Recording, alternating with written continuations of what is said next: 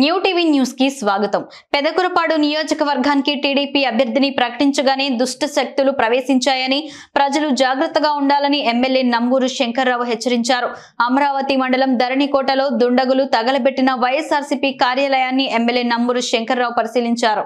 ఘటనకు కారణమైన వారిని, వారి వెనుక ఉన్నవారిని వెంటనే అరెస్ట్ చేయాలని పోలీసులు అధికారులను కోరారు. మీడియాతో మాట్లాడుతూ తెలుగుదేశం పార్టీ విధ్వంసాలకు ఈ ఘటనే కారణమన్నారు. అభ్యర్థిని ప్రకటించగానే కొంతమంది దుండగులు వైఎస్ఆర్సీపీ కార్యాలయాన్ని దగ్ధం చేశారన్నారు.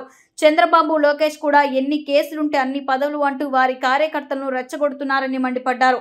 ఇలాంటి విధ్వంసాలకు పాల్పడితే తాము, తమ కార్యకర్తలు చూస్తూ ఊరుకోరని హెచ్చరించారు. టీడీపీ వారికి దమ్ము, ధైర్యం ఉంటే అభివృద్ధిలో పోటీ పడాలన్నారు. సంక్షేమం అందించడంలో పోటీ పడాలన్నారు. గత 5 ఏళ్లలో నియోజకవర్గంలో ఎలాంటి ఘర్షణలు, కేసులు లేవని, ప్రశాంతంగా ఉన్న పెదకురపాడు నియోజకవర్గంలో హింసను రెచ్చగొట్టదని హెచ్చరించారు. ప్రజా వ్యతిరేక విధానాలతో విధ్వంసాలు చేసే నీచ సంస్కృతిని నియోజకవర్గంలోనికి రానివ్వబోమన్నారు. ప్రజలు కూడా వాస్తవాలు గమనించాలని ఎమ్మెల్యే శంకర్రావు కోరారు.